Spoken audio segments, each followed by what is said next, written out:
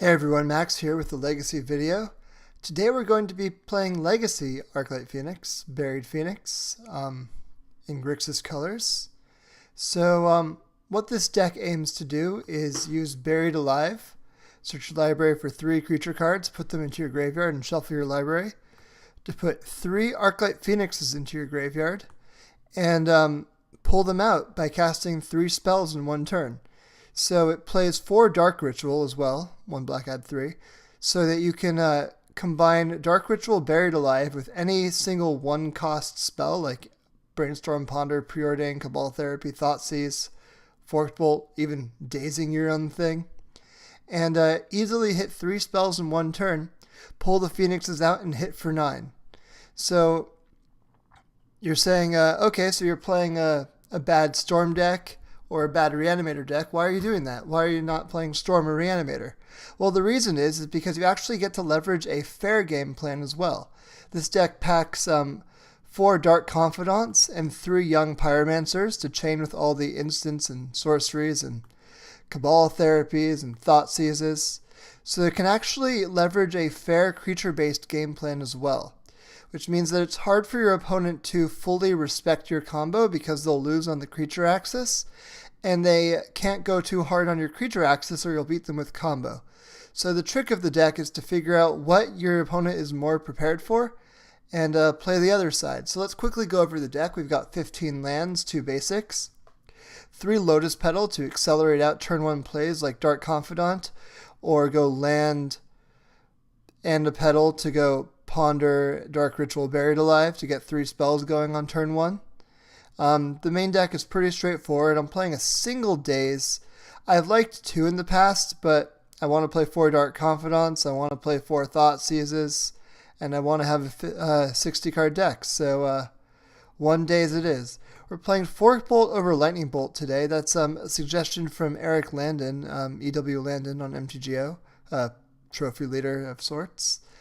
And the idea there is that it's better in the creature matchups, and you're usually hitting for 18 pretty easily anyway, so the 2 damage versus 3 damage, if you're trying to deal 20, doesn't matter quite as much. Also, you can do things like hit a Delver for 1 damage and the opponent for 1, so actually sometimes it does more than Lightning Bolt. And since we're really trying to cast spells on our own turn with this deck, the sorcery speed downside is not as much of a downside as it would otherwise be. So moving into the sideboard, we have some anti-combo and control cards in Flusterstorm and Spell Pierce. You know, countering instants and sorceries, counting non-creature spells. 2 Echoing Truth, which are pretty much, they come in a lot. You don't quite know what your opponent's going to board in against you, whether it be against the fair game plan, the unfair game plan. And Echoing Truth is good at returning it to opponent's hands. You've got Marsh Casualties as well to sweep small creatures like from Death and Taxes or Elves. Liliana the Last Hope is kind of like Marsh Casualties, except it can't kill True Name Nemesis, but you can Dark Ritual it out turn 1 in a bunch of matchups, which can be quite powerful. The 2 Abrade are specifically, they're good against Eldrazi or Steel Stompy Chalice decks, good against Death and Taxes, good against Stoneblade. Serviceable against Delver just because they kill Grafdigger's Cage and a Delver, whatever you need it to do. Goblin Cratermaker is a bit more expensive of an Abrade, but it can also destroy stuff like Thought-Knot Seer or Reality Smasher. So we're playing one of those as well. Kolaghan's Command is kind of in this same ballpark of kills creatures and artifacts and has some replay value. It's really flexible. It costs 3. I'm kind of trying it out to see if it's what we want. 4 Tormod's Crypt is our graveyard hate of choice. We're very limited in our counter spells, meaning we have 1 Daze, 1 Flusterstorm, 1 Spell Pierce. And so cards for like Surgical Extraction are not safe. Generally, all the decks that care about their graveyard, like Reanimator or Storm, are playing discard effects.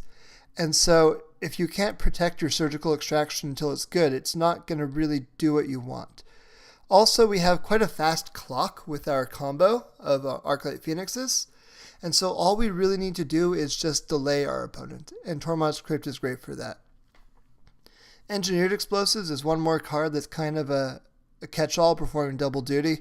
It's good at blowing up Chalice of the Void, Ether Vials, Delver's Secrets, Nimble Mongoose. It's kind of an expensive spell, but it's what we need when we need it. So let's hop into a league and see how we do.